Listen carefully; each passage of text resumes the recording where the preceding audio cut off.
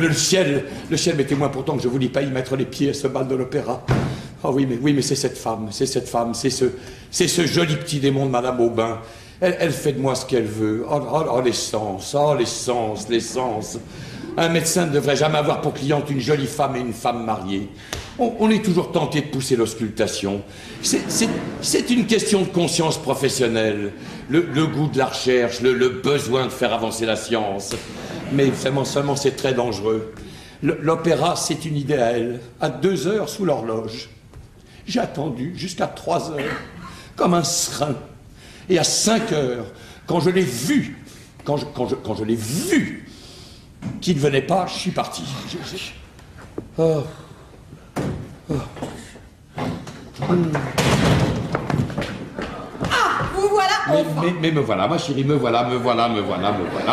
Tu as bien dormi comme tu es matinale. Et vous donc? Mais tu sais, moi j'avais un travail, un travail. Où avez-vous passé la nuit? Hein? Où avez-vous passé la nuit? Oui, j'entends bien, où j'ai passé la... Mais je te l'ai dit. Non. Ah, je te l'ai dit. Non. Je ne te l'ai pas dit. Rien du tout. Je ne te l'ai pas dit. Je ne t'ai pas dit. Je ne t'ai pas dit. Moi, je ne t'ai pas dit. Hier soir, en te quittant, je ne t'ai pas dit.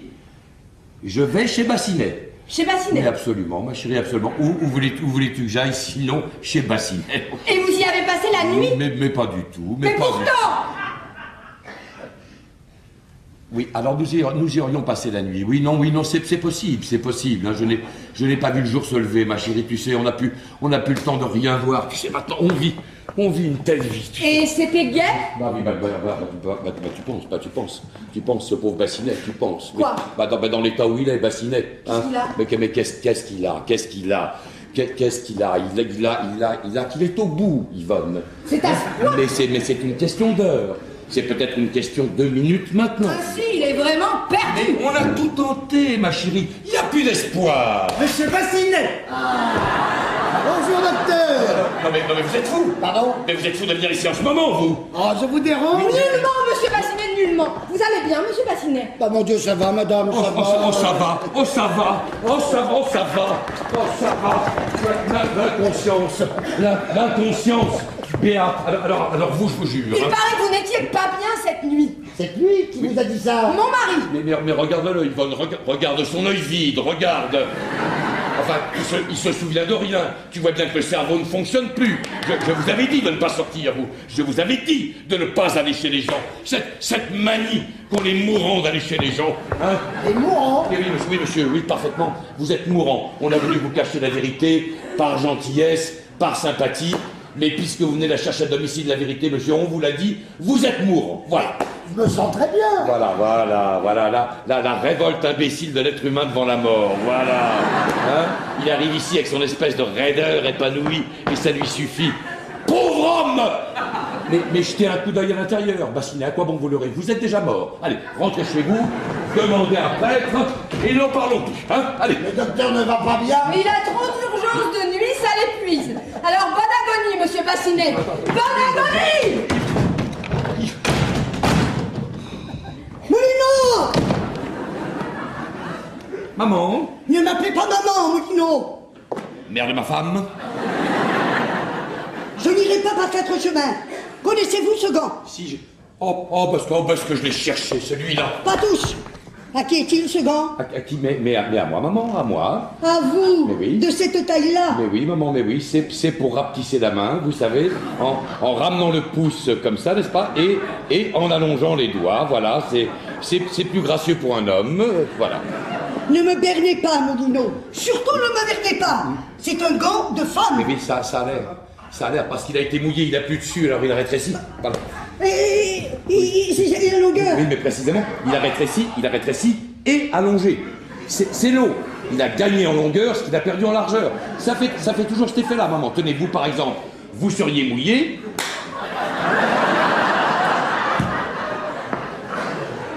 C'est marqué 6,5. 9,5, maman. 9,5. C'est l'eau qui a tourné le chiffre. Vous me prenez pour une bête. Pas de temps, maman, pas de temps. Pas de moment. Oui. Voulez-vous que je vous dise? Oui. Vous vous conduisez comme un débauché. Moi? Vous passez les nuits dehors et l'on trouve des gants de femme dans votre poche. Mais c'est l'humidité, maman. Ah, si vous trompiez mon enfant, je serais une louve. Oui, mais permettez. N'oubliez jamais que vous êtes mariés, Elle m'ennuie, la louve. que vous nous avez juré fidélité. Ne permettez pas, vous. Vous savez que d'après le code, la femme doit suivre son mari. Par conséquent, nous vous Mais suivrons. non, pardon, le code dit la femme, pas la belle-mère. C'est qu'il n'y a pas pensé. Oh. Oui, mon mari, il a encore tenu à m'accompagner. Comment bien alors, vous lui avez dit? Oui. Mais c'est bête, ça, c'est très bête, Suzanne. C'est très bête, ça ne se fait pas, ces choses-là. C'est très inconvenant pour tout le monde. La porte. Oui, non, la porte. La porte.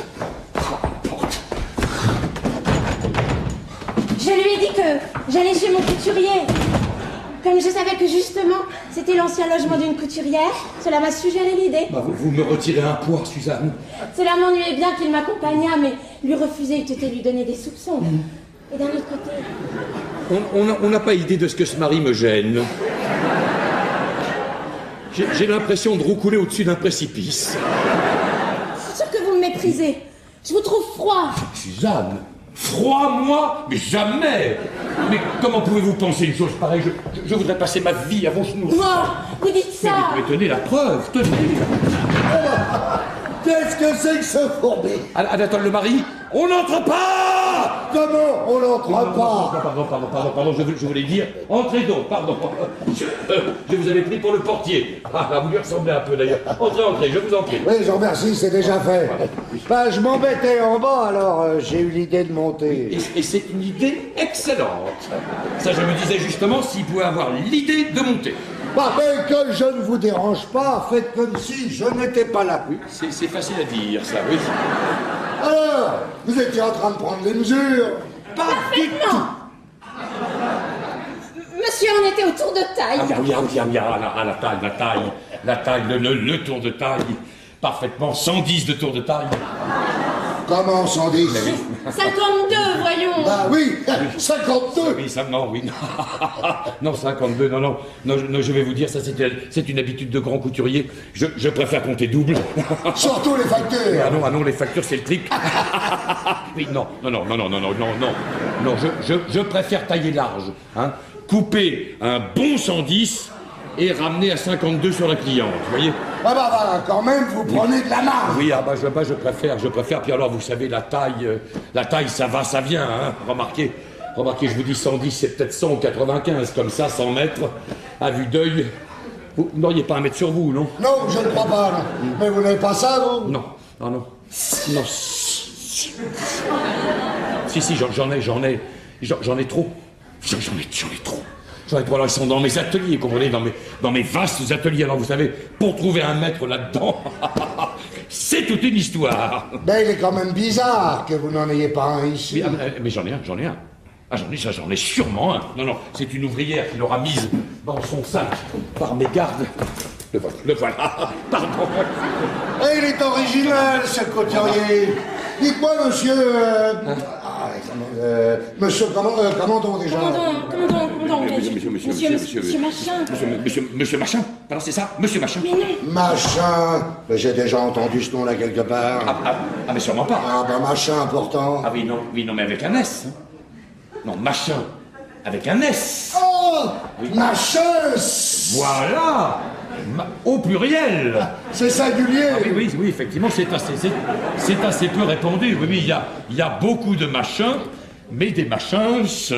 Eh bien, monsieur Machin, votre figure ne m'est pas inconnue. Mais où donc vous ai-je vu? Nulle part, monsieur, nulle part. Je ne sors pratiquement plus, vous savez, avec mes collections. Ah, j'aurais bien pourtant... Ou alors dans un endroit public, n'est-ce pas, dans un monument où je ne fréquente plus guère que les monuments. Attendez voir, vous n'auriez pas été le 6 ou le 7 juillet dernier au Panthéon sur la tombe de Victor Hugo, non? Ah non, je ne vais qu'aux Invalides sur le tombeau de l'empereur. Ben, c'est ce qu'il y a de plus près de chez moi.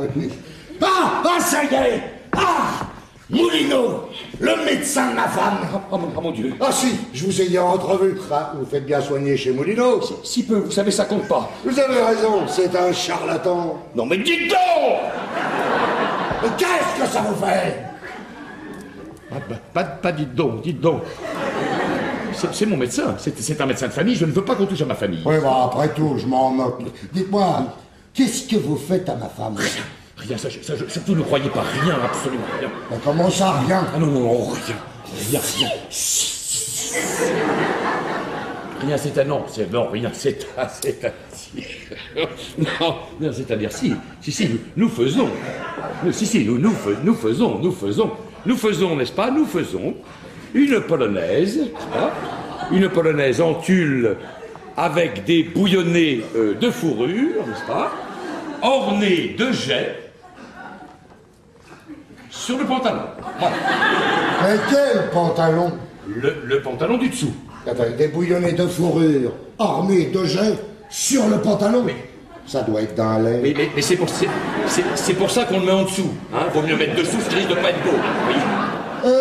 Défie-toi de l'excentricité, Suzanne. Tu sais que j'ai horreur de ça. Oh, mais mon ami. Mais vous avez bien un modèle. Ah non, oh non.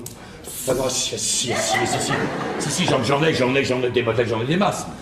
Seulement, on ne peut pas les voir, vous comprenez? Ils sont dans mes ateliers, dans mes vastes ateliers. Avec la concurrence, on n'aurait qu'à me les souffler. Non, mais vous avez quand même bien un modèle de la robe de ma femme. Non. Bah comment non? Non, c'est-à-dire si. Non, c'est-à-dire si. Je l'ai là. Dans la tête. Je préfère ne rien laisser traîner. Vous savez, avec la concurrence, imaginez que madame se trouve nez à nez avec une dame qui porterait la même robe qu'elle. Alors toi, tu te fais faire des robes sans avoir vu le modèle, mais tu es confiante. Mais mon ami, Monsieur Machin a dessiné le modèle et puis il l'a déchiré. Je voudrais quand même voir ce que vous faites à ma femme parce que je me méfie de son goût. Allez, croquez-moi. Je vous demande pardon. Bah, croquez le modèle que je vois. Il est chiffon, hein. Il est chiffon. Mais il est chiffon. Vous êtes chiffon, hein. Je suis chiffon. Mais Ah oui, sur quoi voulez-vous que je croque? Dites-moi, mon ami, il faudrait peut-être pas trop tarder. Et pourquoi? Tu as rendez-vous? Non, bien sûr. Là-bas. Et alors? Et moi qui suis nul en dessin. Bien. Alors, n'est-ce pas, je vous fais ça en gros, n'est-ce pas? C'est l'idée, hein, c'est en gros. Hein. Oui, c'est en gros. Bien. Alors, n'est-ce pas, vous avez, n'est-ce pas, la jupe qui descend, n'est-ce pas? Et le haut qui, lui, monte et qui soutient la colonne vertébrale. Voilà. C'est une robe orthopédique? Mais ça c'est un terme à nous, ça. C'est une expression de grand couturier. Non, je veux dire qu'il maintient le port. C'est rudimentaire. Ah non, mais vous avez le reste. Ah mais vous avez tout le reste. Vous avez des impressions, vous voyez. Voilà, vous avez des impressions, vous avez des incrustations, vous voyez. Voilà. Et alors, vous avez les manches, n'est-ce pas, les manches. Voilà. Les manches, ballons. Voilà. Ah, j'aime pas trop les ballons. Non, mais, mon ami, monsieur vous dit en gros. Oui. En gros. Mais j'ai tout là. Non, parce que tel quel, on dirait une serrure. Ah ben non. Et moi, je ne veux pas que ma femme ressemble à une serrure. Elle est belle, elle a des appas, c'est pour ça que je l'ai épousée. Alors, il faut les montrer, vous voyez. Regardez-moi ça. Oui. Regardez-moi ça. Oui, non mais je regarde. Monsieur sait, mon ami, monsieur sait. Bon, alors, montrez-moi l'étoffe. Pardon. Non mais, je l'ai vu, mon ami, je l'ai vu. Oui, mais je veux juger de la qualité, parce que la dernière laissait à désirer. Alors montrez-moi, mais ne me dites pas qu'elle est dans vos vastes ateliers avec vos maîtres à l'oreille. L'étoffe est là. L'étoffe est là. L'étoffe est là. Elle est là. Elle est là. Quelle idée j'ai eue de louer cet appartement. L'étoffe est là. L'étoffe est ici, n'est-ce pas? Je l'ai vue. Voilà, elle est là. Elle était prête, n'est-ce pas, pour madame. Voilà. Voilà l'étoffe. Voilà. Ah, ça prend la poussière. Oui, mais ça, c'est un signe de qualité, ça. C'est comme pour les bonnes bouteilles, c'est un tissu qui vieillit bien, ça, voilà. C'est affreux. Mais non, mais ça sera pas comme ça sera bleu. Voilà, le même en bleu, vous imaginez? Oui, mais je voudrais quand même voir ce que ça donne sur toi. Oh non! Non, mais ça ne fait rien, madame, ça ne fait rien, nous allons draper pour montrer à monsieur, madame, si vous voulez bien m'aider à draper pour montrer. Non, monsieur, si vous voulez bien avoir la gentillesse de draper avec moi, n'est-ce pas, Anatole? Hein, Anatole? Bien, alors, n'est-ce pas? Bien, alors, voilà, alors, d'abord, un premier tour, naturellement, pour émulsionner l'étoffe, voyez-vous, pour mettre un peu d'air, voilà. Voilà, ça ballonne. C'est l'idée, hein. C'est en gros, c'est l'idée. Oui, c'est en gros. Alors ici, madame, frisli bouillonné, madame, voilà. Frisli bouillonné, madame, bouillonné, sinon le mouvement n'y est pas, voyez-vous. Voilà, bien bouillonné, voilà. Voilà. Un deuxième tour, n'est-ce pas, pour confirmer l'émulsion. Voilà, le tissu se gonfle un peu comme une voile, voyez-vous. C'est libre, c'est généreux. Et alors, au dernier moment, n'est-ce pas, n'est-ce pas, on ne s'y attend pas. Un nuage de lumière sur le visage de madame, et hop, voilà. Une pivoine, voilà. La même en bleu.